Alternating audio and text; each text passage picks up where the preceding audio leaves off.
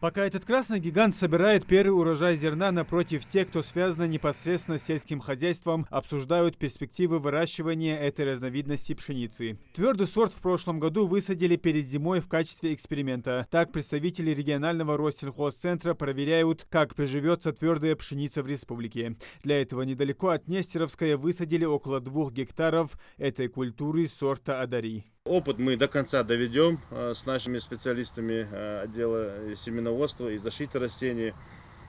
Проверим на все эти показатели. У нас есть прекрасная лаборатория, чтобы проверить эти анализы, сделать эти анализы, проверить все эти показатели на современном оборудовании инфраскане.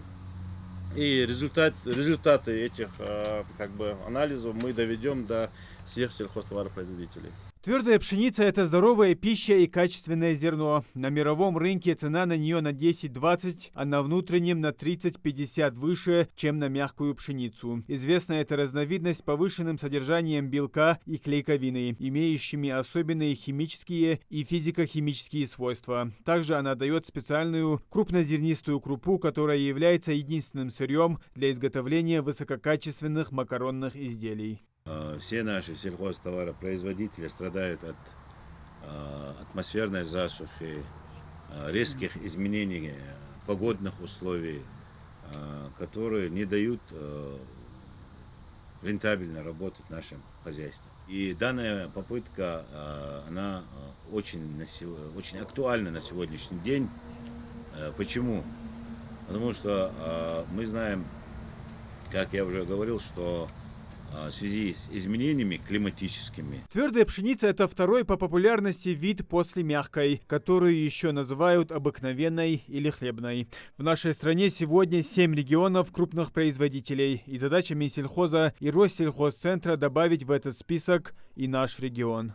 С каждым годом увеличение идет по объему валового сбора твердой пшеницы.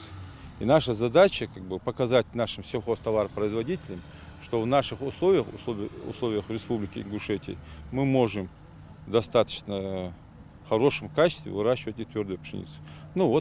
Пример налицо. Правда, фермеров и руководителей крупных сельхозпредприятий республики интересует не только возможность выращивания твердых сортов пшеницы, но и вопрос реализации продукции и будет ли какая-то поддержка в этом. Есть ли вариант реализовать твердый сорт пшеницы? В районе средних очелоков выделена земля 6 гектаров под строительство элеваторов. Мы землю выделили, там сейчас идет проектно-сметная документация, и соответственно к этому элеватору будет привязана и та реализация, о которой вы сейчас говорите, это целая программа. Над этой программой мы работаем. Ну а пока Минсельхоз Республики работает над программой, Россельхозцентр будет доводить свой эксперимент до логического конца. Им еще предстоит проверить собранное зерно и понять, стоит ли заниматься сортом Адари или прибегнуть к другим. Муслим Ганиев, Сулейман Костоев, Магаз 24.